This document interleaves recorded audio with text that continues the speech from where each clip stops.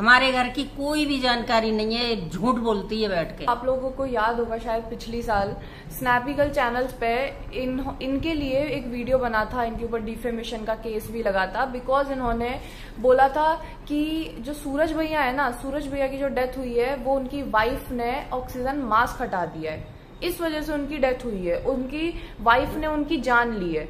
ये सारी चीजें बोली गई थी पिछले साल, जिनको आज वो सपोर्ट कर रही हैं, जिनकी बेस्ट फ्रेंड बन के वो घूम रही है ना, उसी लेडी के लिए उन्होंने इस टाइप से चीजें बोली थी। इन पे डिफेमेशन का केस हुआ, इनकी रोज के रोज की मतलब इनको जीने नहीं देना है चैन से, कुछ ना कुछ रोज के रोज इनको चोटते रहो बिल्कुल, जिससे इनके घाव है ना दोबारा दोबारा दोबारा दोबारा वो होते रहे। तो हमारे प्रूफ करना कितनी प्रूफ करवे वाली है?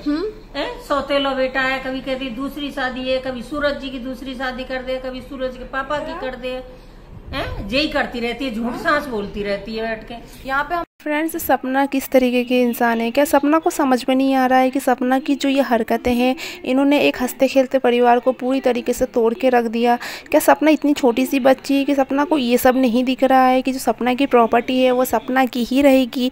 अंशु को उन्होंने बेटी बना के मतलब मान के पाला है बचपन से, तो ऑब्वियसली अंशु वहाँ पर बेटी है उस घर में, वो तब से बेटी है जब से सपना उस घर में बहू बन के नहीं आई थी। तो सपना को अंशु से इतनी जलन क्यों है कि अंशु जो है सारी प्रॉपर्टी हड़प लेंगी? क्योंकि ऐसे बहुत सारे घर में हुआ है कि जो बच्चे अडॉप्ट करते हैं, तो ऐसा तो नहीं होता ना कि घर की बहुएं आके जलने लग जाती है।